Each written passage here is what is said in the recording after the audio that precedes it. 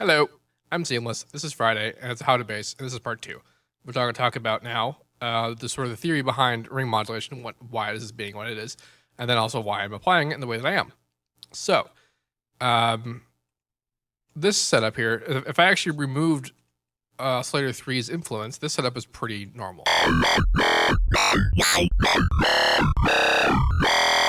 That's a pretty familiar FM sound, but if I bring back 3, suddenly it sounds a little bit sharper. Well, you've probably seen me do this in a couple other videos that aren't actually how to bass videos, but now we're going to talk about this in an official capacity. So, ring modulation. How does it work? Well, let's go to a new one. Let's go to not that one. So what I'm going to do here is I'm going to set the center to be C8 so that the bass is just on the keyboard by default. So I don't have to do anything. I have to set all these to 0.25, which I could, and I do most of the time, but for the sake of speed, I'm not going to. Set you to a triangle and give you a high harmonic on the 5th octave. And then set mod input of operator 1 to mod X.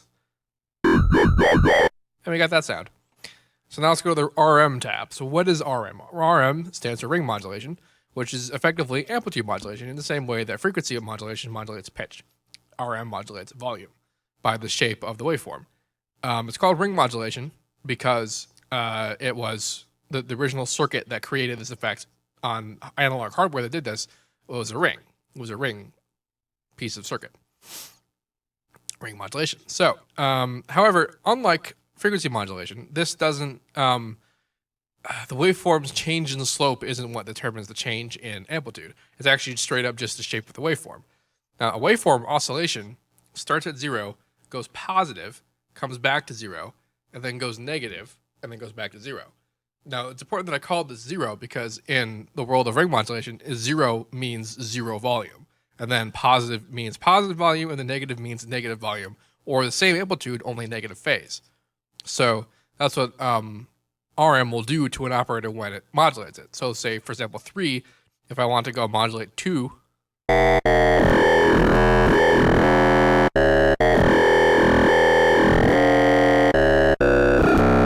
sounds a little weird.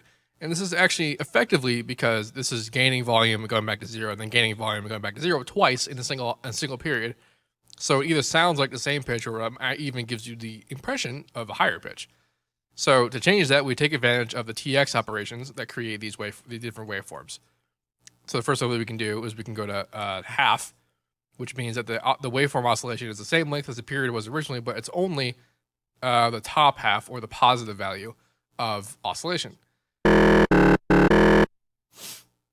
And then if I went to even,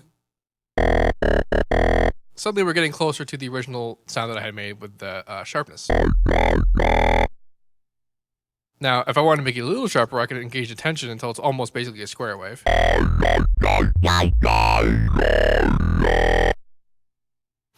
This would have almost a similar effect if I were to modulate 1 by 3. Problem with that, though, is that it kind of takes away the bass when it's on all the way, and that's why I like to modulate 2 with that, is because when it's on that half of the period, it's on all the way, but when it's off, it's only turning off the modulation. So it's turning off because again, the frequency modulation, a change in frequency modulation is a product of the volume of the modulating operator.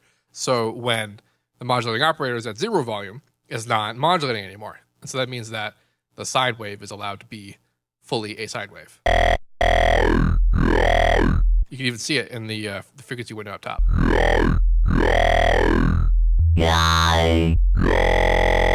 It stays being a sine wave despite there being half a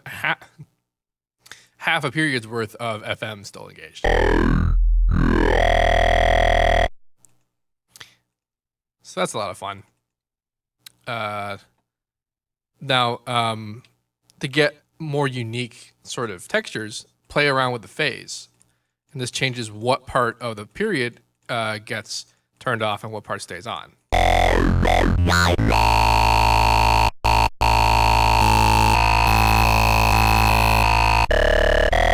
can also change around the phase of the modulating operator and even the output operator.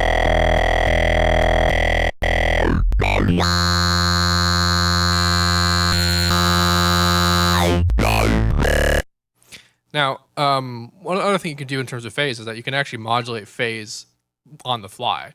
Like if I were to do this.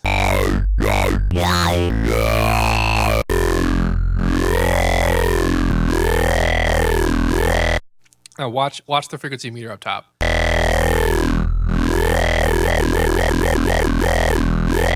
Not only is that one modulation getting, up and down, but it's also out changing what part of the period is getting the modulation as a result of changing the phase according to modulator X on operator 3.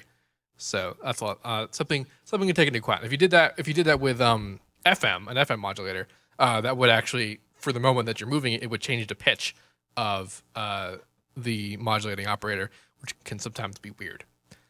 Yeah, so that's pretty much it. This is pretty much something that's specific to only Citrus. To my knowledge, FM8 does not have this kind of built-in ring modulation business. However, Massive does. Massive has this modulation oscillator, and the various targets it can modulate include the filter. You can filter FM something.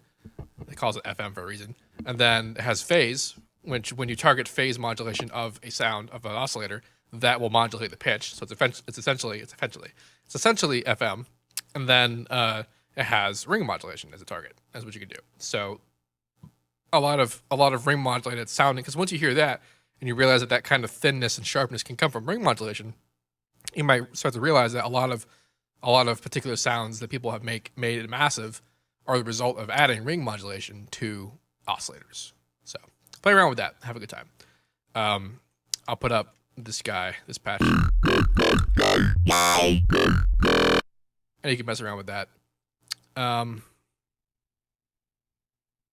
you have any questions about that, let me know. And as usual, have a nice day.